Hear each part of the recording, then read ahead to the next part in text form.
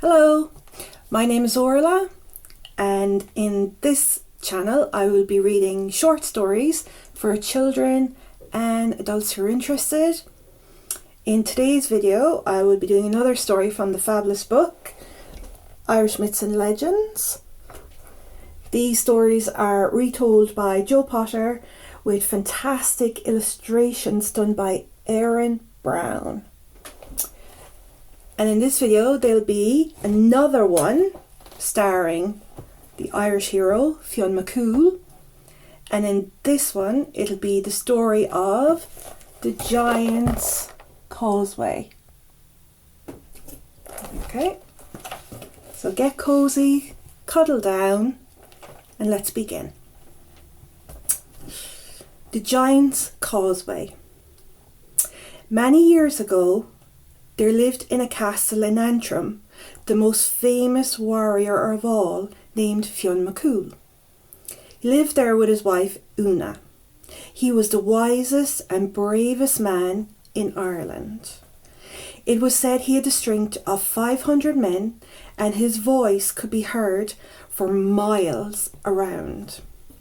Over the sea in Scotland, a giant named Binandonner had heard the stories of Fionn's valour.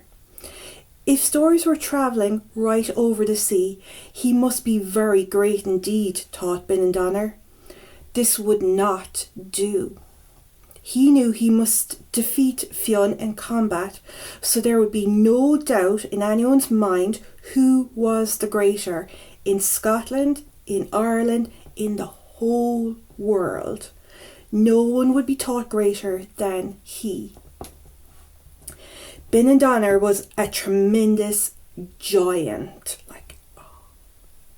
He was as tall as an oak tree, and his arms were as big as tree trunks. His hands could crush stone, and his footfalls could cause avalanches. He was as broad as a house and as vicious as the ocean. All Scotland feared him. He was spoken about in whispers, and the mere mention of his name shot terror into the hearts of even the bravest soul. This was the way Binandonner liked things, and this was the way they would stay. In a huge rage, he stormed across Scotland to the Isle of Staffa. Look, that's him there. That's the big giant. Ooh. Binandonner. Standing on the cliffs, Binandonner could see the Irish coast in the distance. He filled his lungs with a great rumble that set the seagulls flying. Fionn McCool, he yelled, louder than 1,000 men. I'm Binandonner, and I seek a fight with you, Fionn. If you refuse, all Scotland and Ireland will know you are a coward, and that I am the most fearsome being in these lands. From his castle in Antrim, Fionn heard the voice upon the air. At first he thought it was the wind, until he was quite sure that he heard his own name. Fionn ran to the seashore, the better to hear the giant's voice. As he approached the rocks, he heard the voice distinctly. I'm Binandonner, and I will crush you into dirt, Fionn McCool. Fight me, or be ever thought a coward. So a giant named Binandonner was challenging him to a fight, was he? Fionn had never backed away from a challenge in his life, and he was not about to start now. He had fought armies and fire-breathing monsters. He was not afraid. Fionn filled his lungs and yelled back across the sea with all his might. Binandonner, I accept your challenge gladly. Don't go anywhere. I'll come straight over to you now. And with that, Fionn started heaving rocks up from the shore and casting them out to sea. Okay. There's Fionn, picking up stones and throwing them into the sea. between Ireland and Scotland. Once he could stand on one, he started making a pathway. A most strange pathway it was too. All the rocks were black. Some had 6 sides, some had 8, and others had more than 10. The sea crashed around him, trying to knock him this way and that, but Fionn fought through. One after another, Fionn ripped up rocks and placed them in the sea, making his path longer and longer. Every stone created a step in the water, bringing Fionn ever closer to Scotland and Benandonner. But the way was far and the task took many hours. Benandonner, who was getting tired by now, decided to lie down and go and get some rest. Working furiously, Fionn placed rock after rock, but by the time he reached the coast of Staffa, Benandonner had fallen fast asleep. That's him there, snoring. Sound asleep when Fionn standing over him. This was most fortunate for Fionn. He had never seen Benandonner before, and now that he did, he could see that he was a monster. Fionn was exceptionally large himself, but he was nothing compared to this giant. Even lying down, Benandonner's chest rose higher than Fionn's head. Fionn scarpered.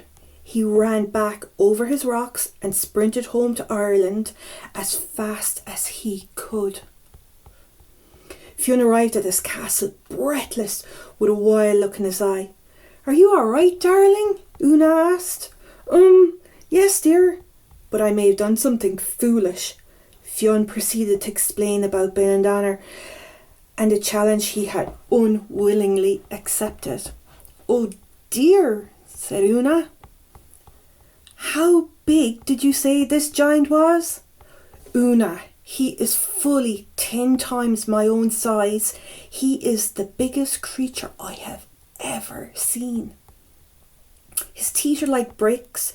His shoes are like sleds. He is so massive the ground shook when he snored." All right, said Una. "You cannot beat him with your strength, so you must beat him with your mind." And that's Fionn explaining everything to Una. What are we going to do? Okay. Fionn thought long and hard. How could he possibly outwit Benandonner? He walked round and round the castle, hatching plans that flared and died in his mind immediately. Whatever he came up with seemed weak and feeble.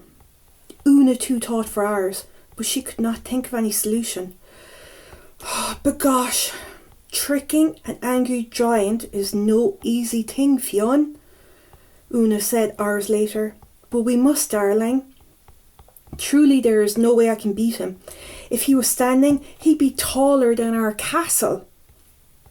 And time is running out. As soon as he's awake, he'll run over the causeway straight here."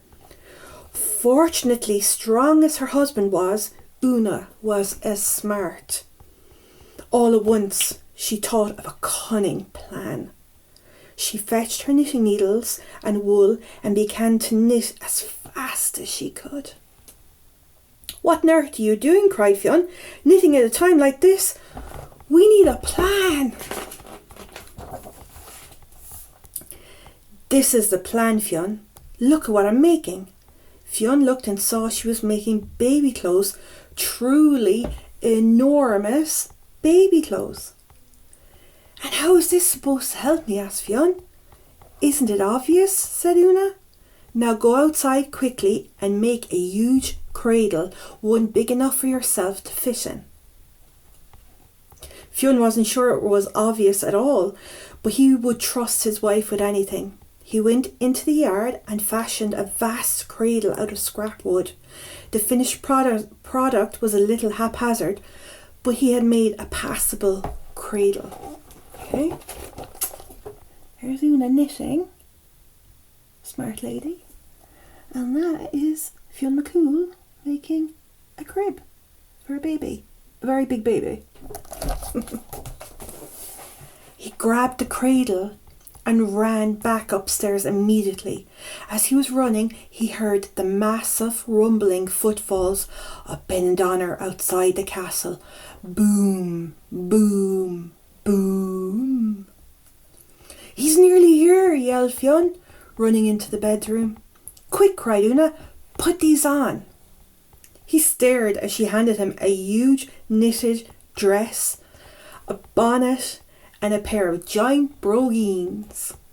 Fionn did as he was told, looking completely ridiculous in the baby clothes. There came an almighty knocking at the front door. Bang! Bang! Bang! "Fionn McCool, I have come for your blood," thundered Ben and Donna outside. "We shall see once and for all who's the mightiest giant." "All right. Fionn, get into the cradle and I'll open the window. Make sure you pull the dress up so he can't see your beard," Una urged. Up like that. Fionn jumped into the cradle and covered up his beard. He looked like the world's biggest and ugliest baby. Una threw open the windows. "Greetings, oh great Ben and Donna," she cried. Ben and Donna stomped over and stuck his head through the window. "Where is Fionn?" he roared. Spit flew all over Una, but she stood her ground. "Where's my next victim?" The force of Ben and Donna's voice nearly knocked Una over. "I'm afraid Fionn's hunting in the woods right now over in County Derry. It's such a pity he's not here. He was so looking forward to your fight. But he will gladly follow you when he is home. But he will gladly fight you when he is home. You must be tired from travelling all the way across the sea. Please do wait here. But could you keep your voice down? The baby is sleeping." Ben and Donna cast a giant eye around the room and saw Fionn in the cradle. That's him in the window. Una and the baby. Sweet little baby.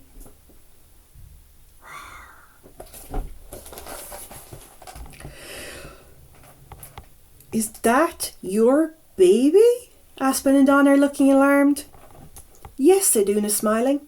"He's only small now, but he'll grow to be just as big as his father one day." Ben and Donna had never seen such a huge baby in his life. If the baby was that large, the father must be a giant beyond even himself. Fear gripped over him, and Ben and Donna ran and ran as fast as his giant legs could carry him.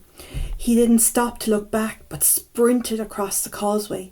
As he was running across, he had a sudden thought. What if Fionn follows him across? Immediately he began ripping up the stones behind him and throwing them into the sea. By the time he got back to Scotland, there was just a few stones jutting out from the Antrim coast into the sea. And this is all that's left of the Giants Causeway. One last picture. That. Ben and Donna running away from the huge baby over the Giants Causeway.